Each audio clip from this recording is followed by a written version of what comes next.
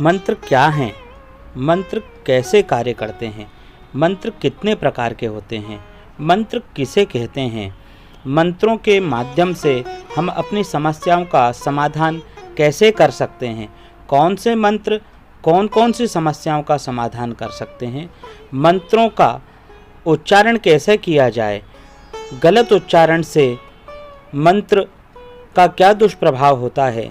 ऐसे कई प्रश्नों का समाधान आज हम आपके सामने लेकर के आ रहे हैं। मंत्रों के क्या प्रभाव हैं, इसे जानने के लिए हमें संस्कृत के इस शब्द को, मंत्र शब्द को समझना बहुत आवश्यक है। मंत्र, मननात् मंत्रः, जिसका मनन किया जाए वह मंत्र है। ऐसे मंत्र शब्द में दो अलग अलग अक्षर जुड़े हुए हैं, एक म है और एक त्र है। मननात् त्रायते इति मंत्रः, एक ये दूसरी परिभाषा भी। मननात् मंत्रः, इसका तात्पर्य है मनन करने से वह मंत्र बनता है। और मननात् त्रायते इति, त्रायते मतलब कष्टों से जो दूर कर दे, मन के माध्यम से या मनन करके हम अपने कष्टों को दूर कर लें, वह मंत्र होते हैं। मंत्र अलग अलग प्रकार के हैं। मंत्रों की अपनी वैज्ञानिकता है।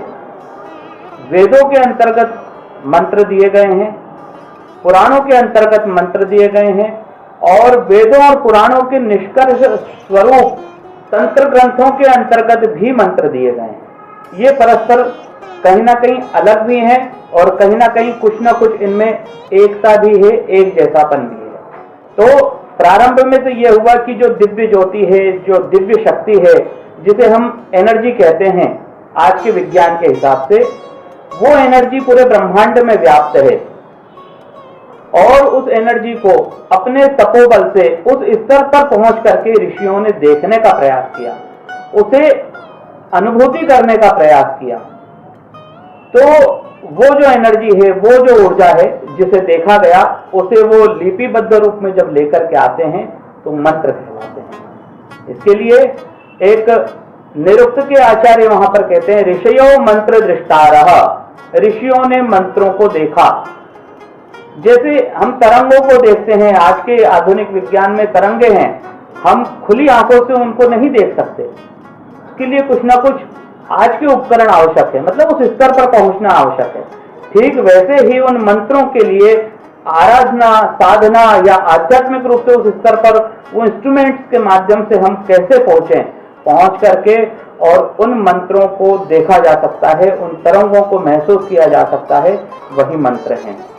स्पष्ट है, मंत्र जो है उच्चारण से ही अभिव्यक्त होते हैं। इसलिए वैदिक जो मंत्र हैं वो उच्चारण पर आधारित हैं, छंद पर आधारित हैं, लय पर आधारित हैं। और इन मंत्रों के माध्यम से उन्हें सिर्फ ना उच्चारण किया जाता है, उनका गेय मतलब गान भी किया जाता है, गीत के स्वरूप में भी गाया जाता है, और उसका प्रभाव पूरे वातावरण पे, पूरे ब्रह्मांड पर पड़ता है। एक और सूत्र हमें वेदों में प्राप्त होता है, यत् पिंडे तत् ब्रह्मांडे, जो पिंड में है वह ब्रह्मांड में है। अब पिंड मतलब क्या? तो पिंड मतलब जो कोई छोटी से छोटी वस्तु में जो तत्व विद्यमान है, वही तत्व पूरे ब्रह्मांड में है। अर्थात जो ब्रह्मांड में है उसी से ही उसका अंश बनेगा। तो वो जो मंत्र है वो ब्रह्मांड की ऊर्जा है। जिस पिंड में, जिस तत्व में, जिस वस्तु में उस किसी तत्व की कमी होती है, उस कमी को हम वाचिक माध्यम से, वाणी के माध्यम से, मंत्रों के माध्यम से उस एनर्जी को उस तक पहुंचाते हैं और वो मंत्र कार्य करते हैं। मंत्रों के माध्यम से हम शांति, अर्थात शांति कार्य भी कर सकते हैं, पौष्टिक कार्य भी कर सकते हैं। और तांत्रिक स्थितियों में आप देखें तो वशीकरण है, मारण है, मोहन है, इस प्रकार के विभिन्न प्रकार के प्रयोग भी किए जाते हैं। अब हम मंत्रों के प्रकार की ओर भी बात कर सकते हैं। मंत्रों के प्रकार, हमने वेद के मंत्र देखे, वैदिक ऋचाएं हैं, उनके अपने छंद हैं। मूल रूप से वो 7 छंद कहलाते हैं, गायत्री, औष्णिक, अनुष्टुप, त्रिष्टुप, बृहति, पंक्ति। इस प्रकार से 7 छंदों में वेदों के मंत्र विद्यमान हैं और उनकी अलग अलग परंपराएं हैं। ऋग्वेद के मंत्र उनकी शाखाएं अलग हैं, यजुर्वेद की शाखाएं अलग हैं, सामवेद के माध्यम से उनका गेय गान होता है, और अथर्ववेद में चिकित्सा के मंत्र हैं, और विभिन्न प्रकार के जादू टोने से संबंधित यदि मंत्र हमें देखना है तो अथर्ववेद की ओर अध्ययन करना चाहिए। मंत्रों का यहाँ पर एक और प्रकार बताना चाहूंगा कि ये तो पूरे के पूरे श्लोक या पूरे एक छंद के माध्यम से है, किंतु इन मंत्रों के मध्य में बीज मंत्र सबसे महत्वपूर्ण होते हैं। बीज मतलब जैसा आप किसी किसान के यहाँ जब फसल उगाते हैं तो बीज डालते हैं, गेहूं का एक दाना डालते हैं, उस एक दाने से जो बाली उगती है उसमें 18, 19, 25 इस प्रकार के गेहूं उत्पन्न होते हैं। तो एक से अनेक की ओर ले जाने वाली व्यवस्था वो बीज के माध्यम से होती है। तो ऐसे एक अक्षर का विभिन्न अक्षरों के माध्यम से वह बीज मंत्र होता है। अलग अलग देवताओं के लिए, अलग अलग उपायों के लिए वो बीज मंत्र अलग अलग होते हैं। वो मूल रूप से वह बीज मंत्र ही उन वैदिक या उन पौराणिक मंत्रों के मध्य कहीं ना कहीं विद्यमान होते हैं सूक्ष्म रूप में, जो सामान्य रूप से हम समझते नहीं हैं। जो उसके निष्णात लोग हैं, जो उन्हें जानते हैं, जो साधक हैं, उस परंपरा के लोग अपनी गुरु परंपरा से उन बीज मंत्रों को जानते हैं, उनके रहस्यों को समझ सकते हैं। और एक बात और, ये जो मंत्र हैं, ये मंत्र की प्राचीन जो विद्या है, ये गुरुमुख होना चाहिए। ऐसा नहीं कि हम किसी बुक को लें, किसी पुस्तक को लें और सीधे सीधे उसको पढ़ने लगे तो उसका प्रभाव नगण्य है। सिर्फ उसका प्रभाव उतना ही होगा जितना वाइब्रेशन हमारे सामने उत्पन्न होता है।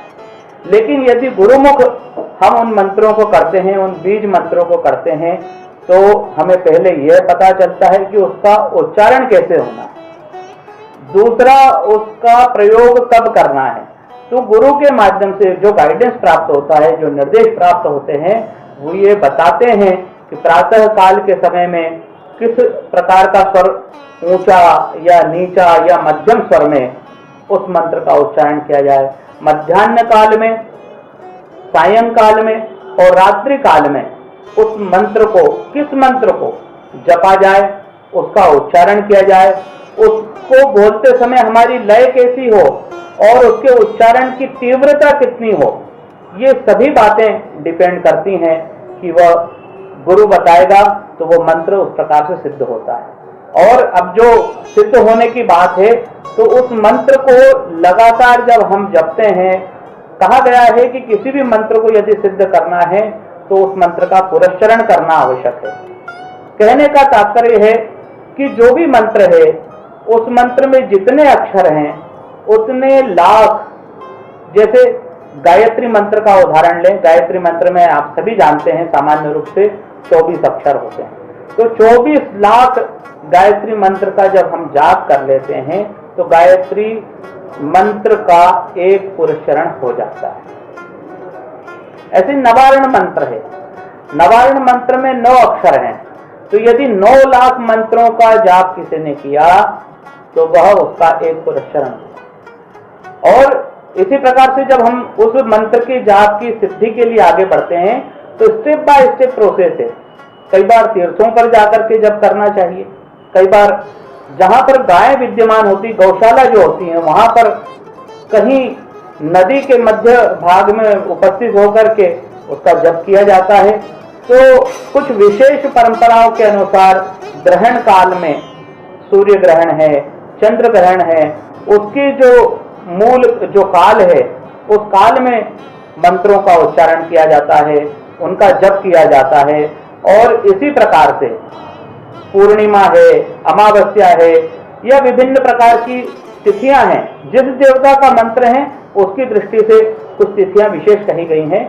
मैं एक सामान्य तिथियों के उदाहरण देता हूं, जैसे भगवान विष्णु, सामान्य जनमानस जानता है एकादशी की तिथि जो है भगवान विष्णु के लिए है। प्रदोष काल या प्रदोष तिथि जो है भगवान शिव के लिए है। तो प्रति प्रदोष में, प्रति एकादशी में उसके देवताओं का जब हम जप करते हैं, अनुष्ठान करते हैं, और ऐसा नहीं, उसके लिए बैठने के लिए वैसी ही शुद्धि की आवश्यकता होती है। तो कहीं ना कहीं ऊर्जा को अपने अंतर्गत इकट्ठा करना ब्रह्मांड में व्याप्त जो ऊर्जा है, जो मंत्र के माध्यम से हमें प्राप्त होने वाली है, उस सिद्धि को प्राप्त करना और फिर उसके माध्यम से, उसके प्रभाव के माध्यम से जन कल्याण की भावनाओं को आगे बढ़ाना, यह मंत्रों का मुख्य उद्देश्य होता है।